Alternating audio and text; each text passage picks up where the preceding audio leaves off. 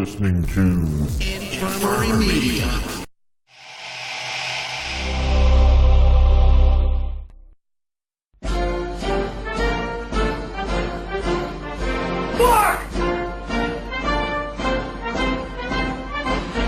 It's time for Blumpkin and Friends, starring your host, the Reverend Johnny Blumpkin.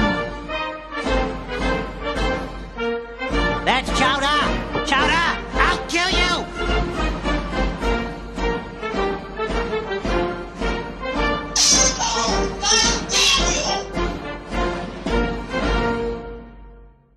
Hey kids, I'm the Reverend Johnny Blumpkin, and with me here today is my friend Neil. Or other Neil. Okay, there we go. You got to differentiate. Right, yeah, I forgot my title for With the lack of enthusiasm and how you said that, you almost could have been mistaken for Neil. The original Neil? Yes. Yeah. Well, I'm trying. Not really. You took a vacation recently. Sure did. To our nation's capital. Yep. I also have been to our nation's capital, but as an 8-year-old. Vastly different experiences, I'm sure. I can imagine. So we are going to talk some about that. When I went, obviously I was 8 years old. I was in second grade. My mom was on the city council, so there was some political reason why we went. And I was looking up Democratic National Conventions. Mm-hmm. Yeah, there wasn't one in 1990, so I don't know why the fuck we went. Oh, okay. Something. Your mom was a civil servant? Yeah, kinda. For 4 years. She was on the city council around here. Council member at large. That makes her sound notorious. Kind of. And then you think about how big her ass is now, and it makes it hilarious. And she wasn't like skinny back then either, so, you know, maybe. I was going to say. Maybe a few people threw some fat jokes around. I was too young to realize it at the time, but if they did, kudos to them for being right there, sharp as a tack. So this would have been what, early 90s? 1990, exactly. 1990, exactly. Okay. Yeah. So right after, was that Desert Storm? Desert Storm kicked off in 91. 91. I think. I thought that was 90 or... I thought it was in 8th grade, so... Well, no, I just aged myself at 19. I was going to say, holy fuck. Yeah. It was my first time on a plane. Oh. At 8 years old, lucky. Yeah. And then I distinctly remember sitting there on the wing, my seat was, okay, by the window. I just remember that at one point as we're taxiing, mm-hmm, I'm seeing the wing kind of flap. I'm like, why is the wing moving like that? Which I'm sure totally calmed the nerves of everybody around me. Fantastic. I hope you had some other first-timers on that flight then. Yeah, I don't know. That's really the one thing I remember about that flight is just noticing the wing.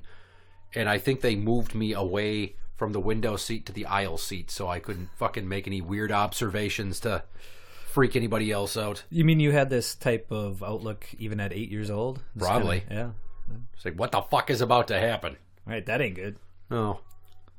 I remember the first time flying and I saw that when we were in flight, seeing the wings kind of do that kind of buckle and motion and thinking to myself, like, I hope that's normal. Like, I imagine it would have been, but, you know. Well, as an adult, you think about the weight of the engines, mm-hmm, like near the joint of where the wing attaches to the fuselage. Mm-hmm. How does that fucking thing not weigh that bitch down? Right, or just get torn off. How is that wing that strong when you have that much force? A jet turbine pushing air. Yeah, you're going 600 miles an hour. Right? Yeah. Just another reason for me to never get in one of those fucking flying death machines ever again. So you're not going to take a second trip to D.C.? I don't see why I'd need to. Oh, okay. There's nothing for me there now. Yeah, it is kind of this weird historical armpit of the United States. How was your travel experience? Because, I mean, when I went, it was way before TSA, so, I mean, it was fucking in and out and on the plane. Actually, it wasn't too bad. So this is the second time I went to D.C. The first time was 2 years ago, and I've flown into both airports. First was, the first time around, I flew into Ronald Reagan Airport International, I guess. It's like this tiny old-ass airport from like the 50s or 60s. It looks really outdated, but it was super, yeah, it was super quiet, so it was awesome. We were in and out of there when we came in, we got our stuff right away, and when we flew out of there was like no line at all. It was fantastic. But this time we flew into Baltimore, and luckily the Baltimore airport is a bit outside of Baltimore, so you don't actually have to go into Baltimore, because I've heard it's a pretty rough town, and even rougher than D.C. But, great. Yeah, but no, we didn't spend any time in Baltimore, and we pretty much went and stayed at a place probably only, I don't know, a mile or two away from the White House both times. Mm-hmm. So, but there is a ton of homeless, and you can't always tell who the homeless are and who the vendors are, type of thing. There's like food trucks all up and down the National Mall now. Yeah. For all the tourists and everything like that, they have kind of an option. But there's also lots of vendors that will sell like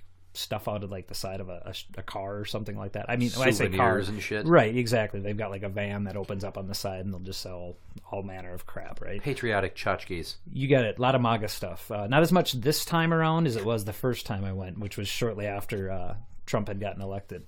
But you still saw some of it kind of draped along. But it was interesting. We went and had to purchase a pair of sunglasses, right? Because it was super sunny out that day. And so we went to one of these little vendors on the side here and stopped and got something to eat. I don't remember if it was like some ice cream type thing or something like that. But we're walking along, and we had gotten done with whatever we had. I think it was like a wrapper or like a cheeseburger wrapper or something like that. And to go throw it away. And he's looking for a garbage can. And there was this guy who appeared to be homeless, kind of just standing back from the vendor, saying, "Oh yeah, you can just put it in that bag over there. You can put it in that bag over there." And I'm thinking in my head going, this guy's going to eat my son's leftovers later on today. Nice. You know? So, and then it turned out I couldn't tell if he worked for the street vendor, because he came up and he started straightening stuff after like people had bought stuff and left. It was just a weird deal. So I don't know if he was just like the friendly homeless guy that hung around the street vendor, kind of this symbiotic relationship, you know, where you be my upkeep staff and I will buy you hot dogs. Right. Or you can pester my customers for their garbage. Interesting. But there was a few times walking along and you'd see like this tarp just draped in the corner on the other side of a fence, and there's a human being sleeping under there. And, you know, a couple other times there were tents set up at an intersection. So they have lots of roundabout intersections there. Mm-hmm. And one intersection shortly, or kind of nearby where we stayed, there were like 3 tents set up just right on the sidewalk. What the fuck? Yeah. And they were like, they had orange cones out in front of them, but it looked like ones they had stole from like a job site or something like that and just set out there. Like they didn't look like official. And they were also like anchored to like the guardrails. Like tied up to them? Yep, exactly. Using the guardrails as support. Interesting. I wonder how the D.C. Metro Police feel about that. Well, it was kind of strange. I was wondering, you know, why wouldn't they do something? It was right next to George Washington University, like George Washington Circle. So... those are probably just liberal studies students. Could have been. Getting the true experience. Maybe there were no dorm rooms left or something. I don't know. Yeah, that was my first time seeing homeless people also. Mm-hmm. And we're walking, and there's this guy, and I'm like looking at him, talk to people, beg for change. And I got, you know, like 10 feet between me and my dad at one point. And the guy's like, "You better go with your daddy, or else you're going to end up out here like me." Can't tell that was a colored gentleman. Is that the preferred nomenclature? I don't fucking know. He was a black guy, right? And a lot of black people. Holy shit! I had never seen more than 2 black people in the same place at the same time. And then I went to D.C. and I was like, "Wow, this place is incredible! Look at all these different colored people." Right?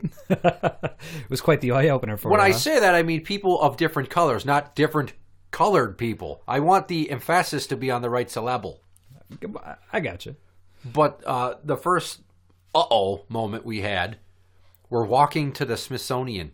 Yep. And there's a group of them sitting on like a concrete stair set by, I don't even remember where the fuck we were. And we're walking and they're saying something and I'm just looking at them, seeing what they're doing. Probably they look like the fucking back cover of Boyz II Men's Coolie High Harmony, like they're getting ready to sing or something. Sure. And my mom's, you hear what they said? They said something about that little white boy. And I'm like, what? Like my mom's trying to scare me to stay closer to them because there's groups of black guys hanging around. Talking about white boys. Yeah, like they're just, hey, there's a little white boy. Let's fucking kill him. Like, thank you for that mindset. I was going to say, how did that scar you? Jesus Christ.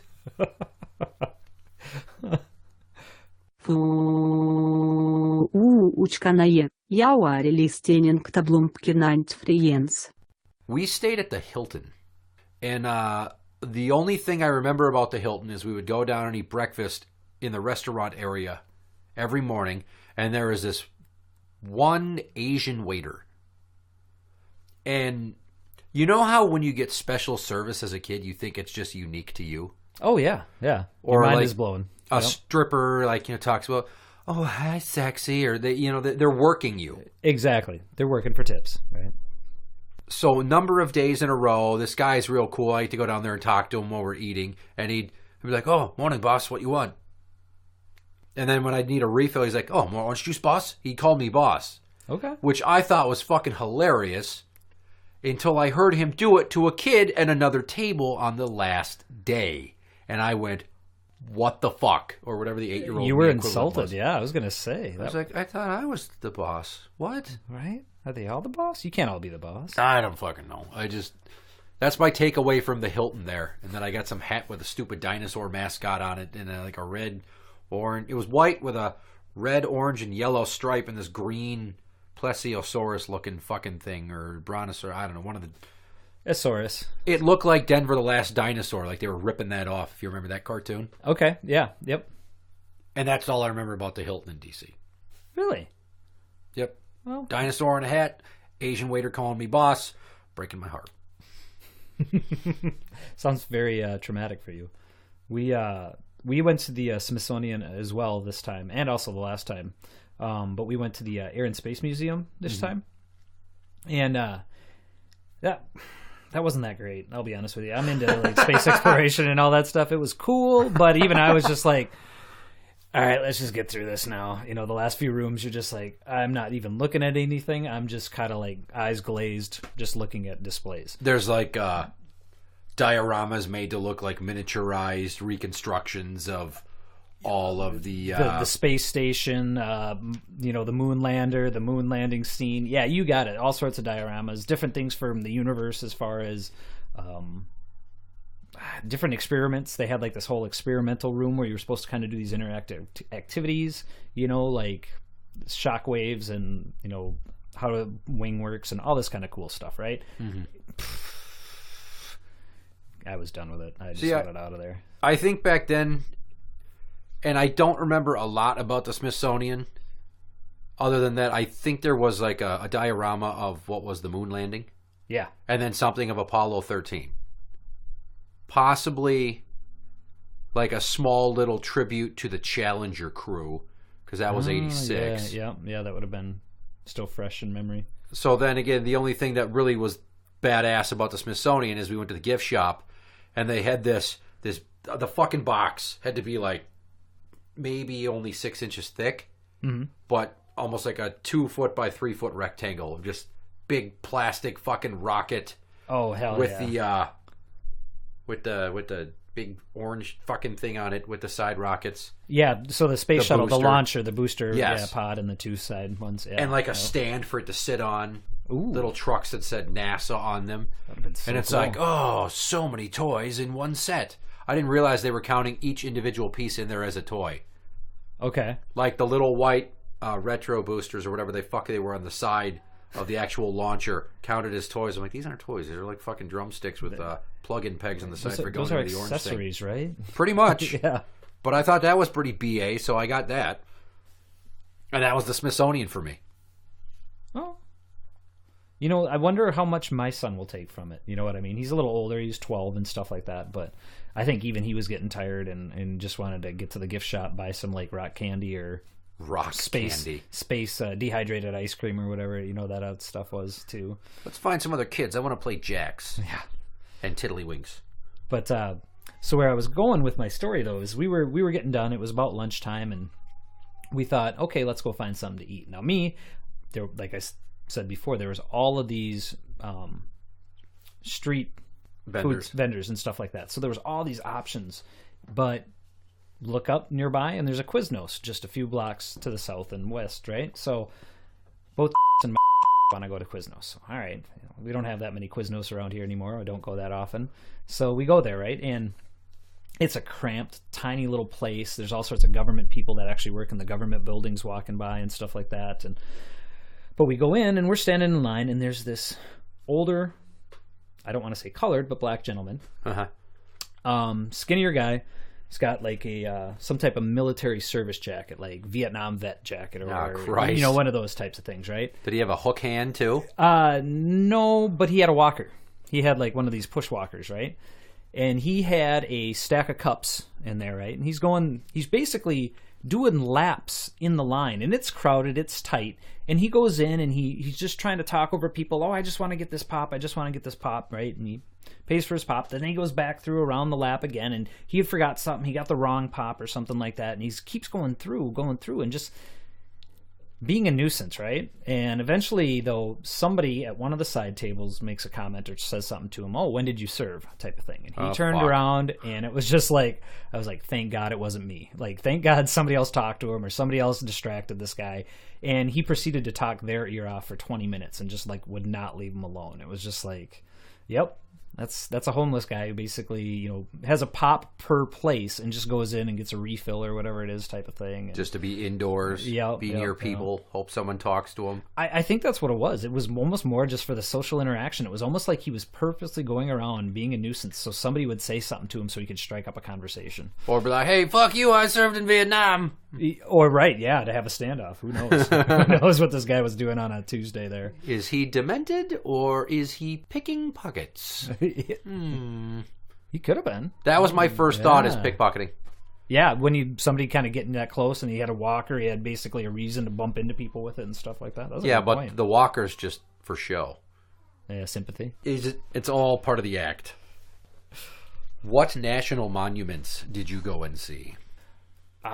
So we started out by kind of walking down to the White House and kind of walking by there. So where we stayed, you had to kind of walk past the White House to get down to the mall and see all the different sites and all that.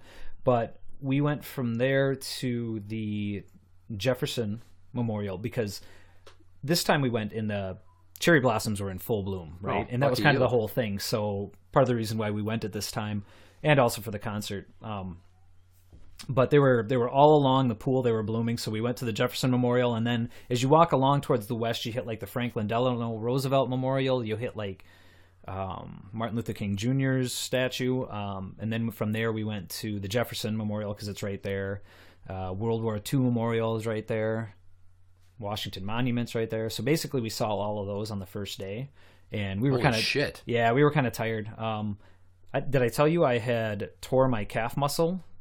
And we talked about this, and you going to fucking Sky Zone and being a show off, thinking you're hot shit. So, yeah, I'm not a ninja warrior, apparently. I can't do the warp wall. Well, you better tell the story again so the audience gets the benefit of laughing at you.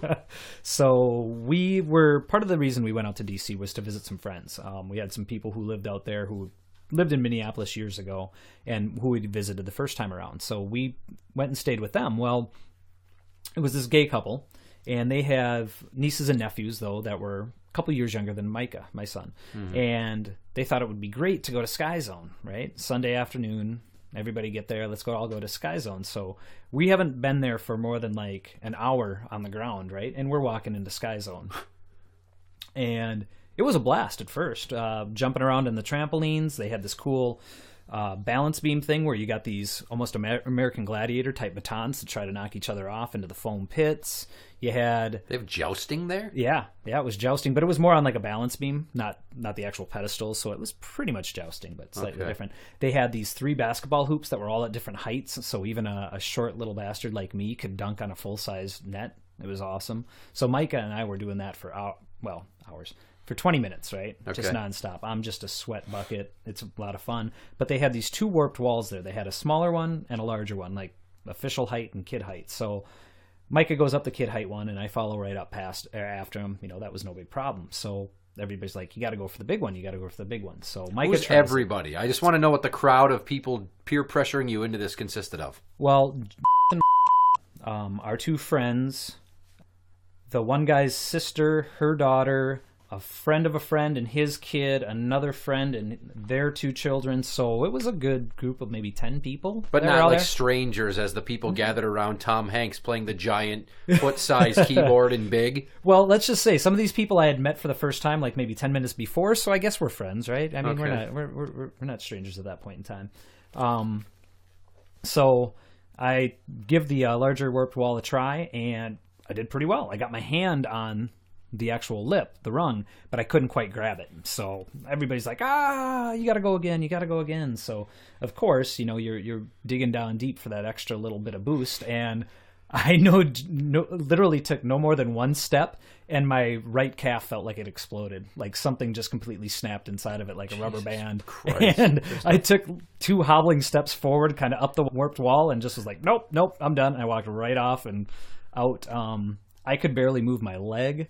At least you didn't like take those 2 steps and then face plant cheek first into the fucker, screaming in pain from a delayed reaction. Like it pops and you feel it pop, and then step, pain, and you go down and just fucking. It was one of those things. I wasn't quite sure my reaction, but I think I did kind of do this kind of like little crawl halfway up the wall just because it was so ginger at that point in time. But my legs swelled up. I ended up getting a compression sock, an ankle brace, some of that like, it's kind of an icy hot type thing that's meant to kind of take muscle cramps and sore muscleness away. And then I loaded up on ibuprofen and naproxen. Crack cocaine. Naproxen. Yeah, from the homeless guys. Yes. Yeah. So yes, so put that into then hitting all those monuments on. So when I say first day, that was the first day we went to downtown D.C., or I guess you could say where all the monuments are. So yeah, that first day where we were walking around, I was completely hobbled up and really struggling. And the reason you told me why you didn't go to the hospital is because it was the last day of your old job's insurance. Yep. And technically the first day of the new job's insurance, and you weren't sure how that was going to go. Exactly. I didn't have any information with me. No cards. No, I had applied for it at my new job. I had filled out all the paperwork, but I hadn't gotten anything yet. I hadn't gotten any cards. So it was like one of those things. I didn't know how bad it was. So it's like, well, we got to make a decision now if I'm going to go to the hospital or not, because I might only have insurance for the next like 6-7 hours. Yeah, better get some shoelaces and tie a tourniquet. We might have to cut this bitch off later. Yeah, I just wanted it to be peg leg. It hurt so bad to take a step. Like it was unbelievably painful. And like I told you when I was talking to you, I was driving home from work the first time I heard this story. That's what you get for being a fucking show-off.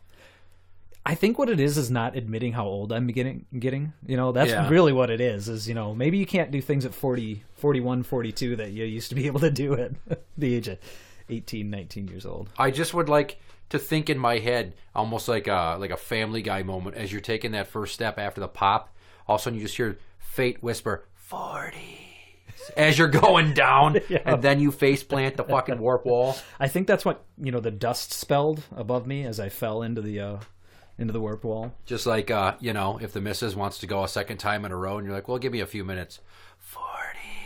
Exactly. Because you're not 18 anymore. You can't get a boner every 5 seconds. Or just stay hard. I mean, Jesus, those days were long gone. There's a phrase I never get sick of hearing. Why aren't you hard? I've heard that a few times. It's very demoralizing. And I'm like, hey, we're not in love, and this is the first time we're fucking. I'm sorry I'm not rock solid hard.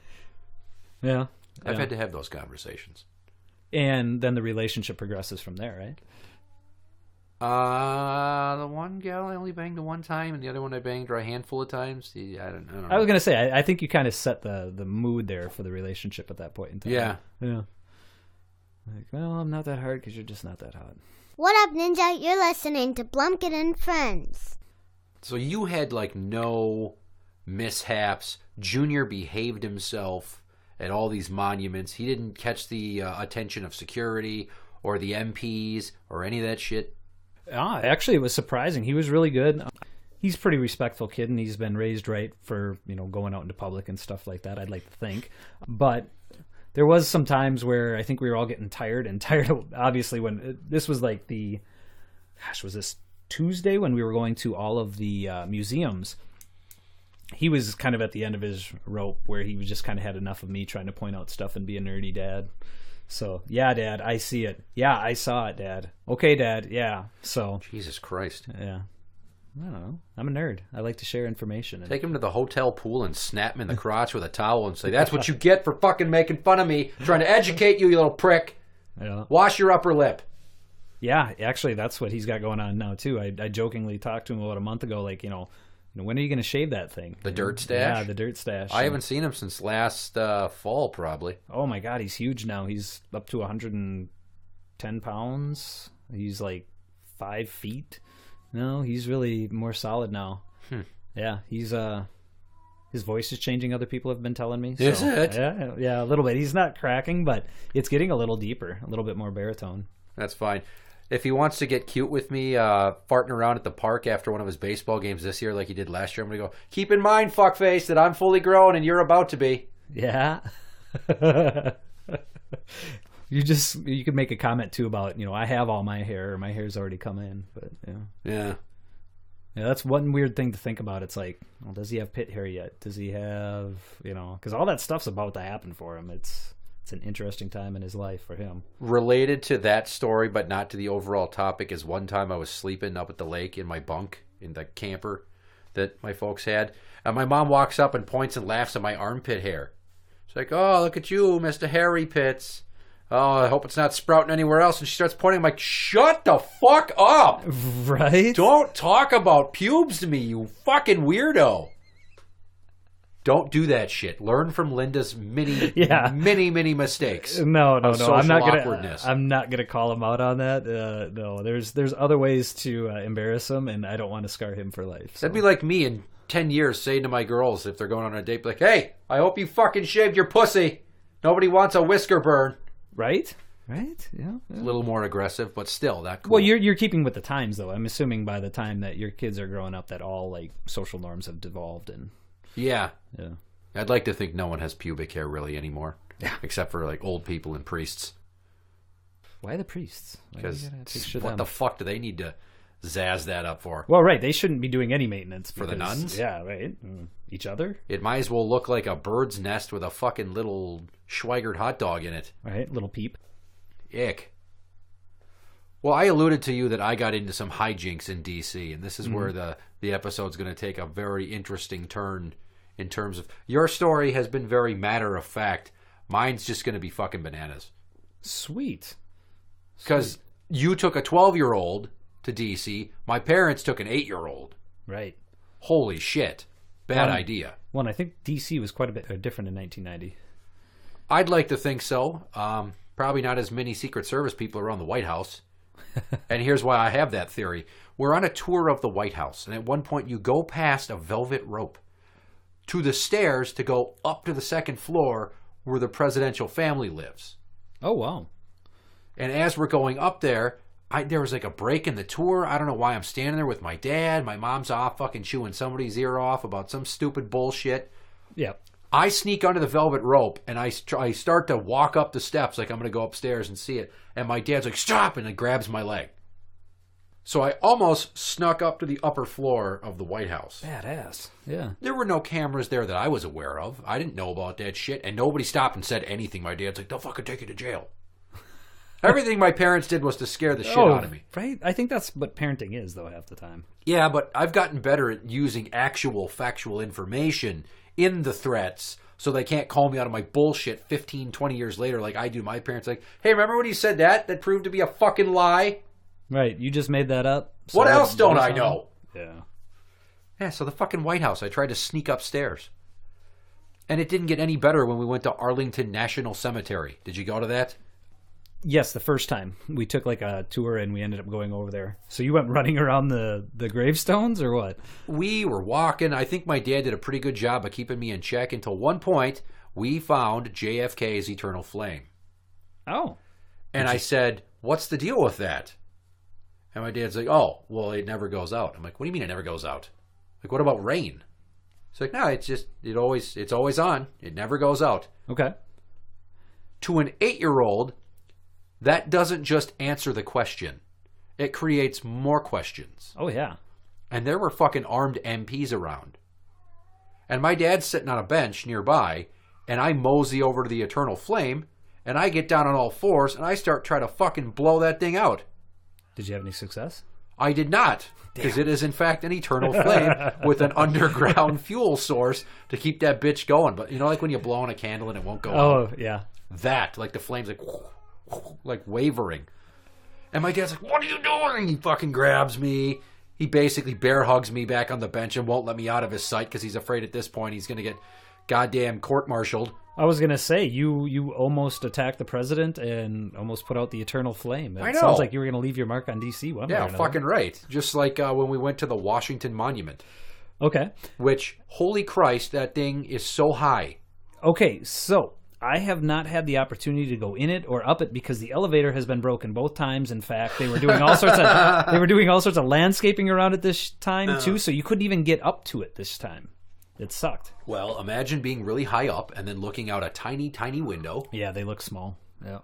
And then as you're up there, you realize how high up you are. And then you also realize there's a lot of cracks in these fucking windows, like somebody shot at them with BBs.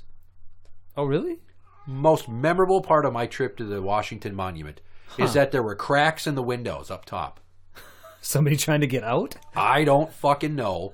There's multiple panes, right? Uh-huh. So that you can't get in or out. And I think it was the outside pane that was cracked that you could see. But there was like some other kids there from a family. We went up once with my parents. I came back downstairs and they let the kids go up one more time with some tour guide guy. If he tried anything, I don't remember it. Yeah. I hope if You I blocked ever it go to out, DC again, I'm not in the elevator like, son of a bitch tried to finger bang me. Like, I'd hate to have that come rushing back as I'm going up the 550 some feet, I think it is, that fucking thing is tall. Yeah. Like, yeah, you put his hand on the back of my pants. A fun little fact, when it was built, it was the tallest building in the world. Was it? Yeah, for like 6 months or something. I was going to say, Something else beat it. Yeah. 550 feet. The fuck are you thinking? Right? That ain't shit. Was like late 1800s, but you know, whatever. Right. I just, yeah, it was a weird trip at that age. And then you don't bring me to that at that age. You should have waited a few more years. Did you have your sister with? You know, I don't think we did. I think she Okay. was in respite care. Oh, okay. Because the first time I think I flew on a plane with her was to Florida when I was in junior high. Yeah, the rest of the time she went to this place called the Brown House. It was a house. It was brown. They called it that, and it was respite care. She'd go there and stay for a week. Okay. So Kind of like a mini vacation for her and you guys? Yeah, kind of. I mean, nobody was pushing around a wheelchair, drawing more attention to us than I was, trying to, commit federal fucking crimes at monuments and national buildings. I just thought it would have been great if, you both were like causing your parents to just pull their hair out. Well, no, because, I mean, she would just be sitting in the chair, staring off into space, drooling and pooping her pants. Buddy, shut the fuck up! Jesus Christ, cat. Yeah, he's in fine form tonight. And then the last thing, I don't want to miss out on this. You went to the Muse concert. Yes. You took in some music while you were there. Correct, yeah. In the same place where the Caps and the Wizards play. Is that the Verizon Center? Yes. Okay. Yep. How was that? That was pretty cool. That was actually really cool. We had floor tickets, and Muse puts on one hell of a stage show. Mm-hmm. Tons of stuff going on. At one point in time, they had this giant inflatable kind of monster that came out from behind them, like that was the whole like size of the stage, and it had one arm that would fluctuate and look like it would try to grab the guys and stuff like that. It was just a really fun show. A lot of cool stuff. That's an odd band to see in the nation's capital. Well, so we're used to going to concerts around here, right? And for the most part, the crowds. I've been to many shows, right? Some of the crowds really get into it, other ones they don't so much. This one, it was like the people were sitting on their hands. I don't get it. We were on the floor and like nobody was really jumping around, nobody was really doing much. Like people were bored. They just didn't move to the music. You know what I mean? They didn't not look entertained. They just didn't get into it. It's just. I figured if you spend that much money to go and see Muse, because I want to say their opening band was this band called Swimmers, like SWMRS. I'd never heard of them before, and they were terrible, so I was glad we missed them.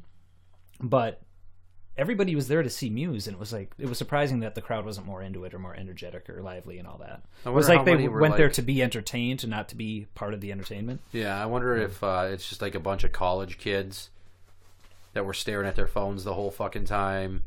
Yeah. Or like interns and people that work, like staffers. There they you get go. cheap tickets. They're just like, whatever. I fucking go to concerts all fucking time. This is bullshit. Look at that fucking inflatable arm thing. Whatever. Meows. Yes. Yeah. It was a blast though. It was kind of cool though to see some of the banners hanging up there because they had all the Capitals recent accomplishments up there, and that was pretty cool. But they had some of the Wizards accomplishments. But of course, all of their accomplishments came when they were still the Bullets, right? Yeah. Which I thought was one of the greatest names of any sports team ever because literally they're calling attention to their crime rate, for decades. Hey, and kudos to Wes Unseld, who was, I believe, the GM of the team at that time. Yeah. When they changed the name because a friend of his got shot, so he wanted to ditch the whole gun aesthetic of the team's identity. And then Wizards. Yeah, I've not the Senators. No, yeah, nothing else cool like that. Yeah, I never understood that one. I mean, if there's a town that should have Patriots, how about D.C.? Yeah, right. I mean, it does kind of make sense, the Boston area, New England and stuff like that for football. But yes, yeah, fuck those people, fucking massholes. But the concert was fantastic, and it was really kind of a cool experience, that we got a chance to do all this stuff, see some friends, see the nation's capital, and go to a show and just have get a great injured. Time. Oh yeah. And hurt yourself. It's amazing how many times I've hurt myself in the last few years. I'm really not aging well. You're not. It's sad to see. You're fucking falling apart. It's not giving me a lot of hope for the next few years. Hey, well, but I'm also not going to start chasing a ball around an indoor soccer field. Well, and you drink milk, right? Or no? I don't. Oh, okay. So I think that's been my hang up is I haven't drank like milk since I was like a teenager in high school. So I take calcium because milk gives me the diarrhea poopies. Yeah. I love my ice cream though. But yeah. Hi, it's the Body, and you're listening to Blumpkin and Friends. Well, we've reached the point in the show when it's time to play a game. Sweet. You will be playing BS Trivia, which I believe you have done before. I think you're on the wall. Yes. Yeah. I got 6. Or is that other Neil? Or first Neil? It doesn't say Steiny like you were the fourth one and you got like 7? Oh, yeah. Look at that. That's one of the highest scores. Fuck yeah. To this point, the record is still Dr. Murr with 8. I see that. Number's 13. Yeah, he's been fucking rocking it. He's gotten like 6.5, 7, and 8, I think, are his scores. Pretty good batting average. No there. shit. Yeah. That's what we were talking about when he was here a few weeks ago. It's time to play bullshit trivia on Blumpkin and Friends. So I kept it topical to our trips and our stories here, but you know how to play BS Trivia. 10 questions. Some have answers, some don't, but I might give you a half a bonus point for creativity. Fantastic. And as always, I have certain questions that appear at the same number every fucking time. So without further ado, question number 1. Spell Smithsonian. Smithsonian. SMITHSONIAN.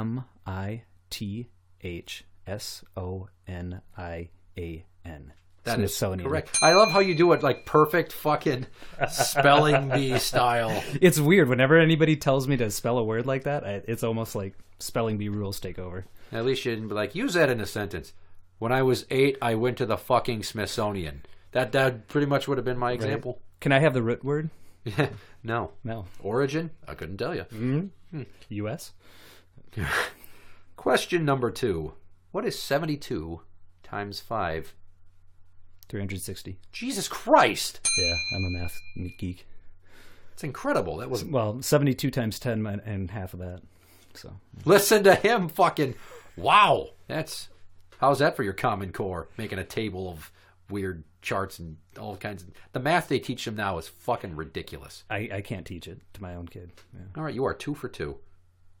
I think you're going to do really good this time. Question number 3. Name 3 sports teams from the D.C. area. Capitals, Wizards, and Nationals. I would have also accepted the Redskins, the Mystics of the WNBA, or the MLS DC United. Yes. Soccer and women's basketball. Yeah, I'm surprised I didn't come up with those first. Right, well. He's going 3 for 3. Question number 4. True or false? Rob Lowe has portrayed JFK. Well, that's a good question. Many people have, but has Rob Lowe? False. That is true. Ah. It was in a little made-for-TV docuseries called Killing Kennedy. Was this must have been after his sexual relationship with the underage woman, right? I don't know. Yeah. Probably. Yeah, I think it was like 2013 they made that. Oh, okay, yeah, this was in the 80s. He was, Okay, well. Statutory raping girls. Right. Well, you were bound to miss one. Yeah. Question number 5. Low. What 2 states border Washington, D.C.? Maryland and Virginia. Holy shit, that is correct. Yep. All right, Dr. Murr, I hope you're paying attention. Joey Black is. Question number 6. Lower Rotten Tomatoes score. White House Down or Olympus Has Fallen? Olympus Has Fallen. That is correct. I was going to say, because wasn't that the sequel? No. Olympus Has Fallen was the first one. Okay. With Gerard Butler. Yeah. 49%. And then the sequel was London Has Fallen. Ah. But White House Down starred the powerhouse duo of Channing Tatum and Jamie Foxx. Classic. I mean, 51%. When you're looking for a formula for success, you put Channing Tatum. You don't put him anywhere because, I mean, other than dancing movies and Magic Mike, what the fuck is he good for? My name's Jeff. Fucking shut up. 21 Jump Street, 22 Jump Street. Suck a bag of dicks. Question number 7. Melania Trump. Would you? Of course. That is correct. Yeah. I looked up hot first ladies of the United States. And she's the only one, right? She was the hottest one.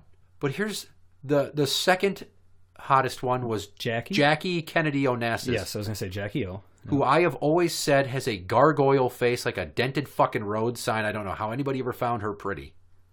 I think what it was is she was at a time where like she was very fashionable and trendy. I don't get it otherwise. Just because she has cool dresses doesn't mean I want to fuck her. I mean, do you think John cheated so often because of her looks? When you get the opportunity to put your dick in Marilyn Monroe, you do not say no. Yeah, it's kind of a once-in-a-lifetime deal. Huh? And think of who his Eskimo brothers were. Yeah. The Rat Pack? Yeah, well, fucking, I bet you got enough people for a softball team. Right on. Yeah. Others on the list, and shaking my head. Barbara Bush. Huh? Right. Nancy Reagan. What? Grover Cleveland's wife. Wow. President Carter's wife. Laura Bush. Okay. Hillary Clinton. Michelle Obama. Well, I was going to say Michelle, right? Of course. I get that. She's a very pretty woman. Yeah. And I definitely would. Yeah, I think she would make the top 3. But just the rest of those, I'm like, what the fuck, man? You almost had to because there was more recent photographic history of them. I mean, I wouldn't know any other reason why you put those ones on the list. Yeah, I don't know. Anyway, question number 8. It's the same question every time. Yep. Where in the world is Carmen Sandiego? At a Starbucks in Vegas. That is incorrect. I was really hoping you'd get this. She's at the Lincoln Memorial hawking fake DC souvenirs. Oh, okay. Yeah. That's why it's such a hard one to get. No, wait. Was she hawking the fake souvenirs, or would the person she's trying to catch be the one hawking the fake souvenirs? Because remember, Carmen was on the up and up. She was the one trying to track down the bad guys. Well, from what I remember, she was the bad guy. Was she? She's the criminal mastermind. Oh, and it was all her sidekicks that were the one doing the dirty work. Because usually you had to catch one of the sidekicks. You could never really catch her until the very end, which was the so long. Well, it's also the basis of the PBS quiz show. You remember that? Yeah. Yep. Fucking great show. It was. Theme song done by who? Rockapella. Yep. Okay, so question number 9. DC has no streets that have names starting with what letter?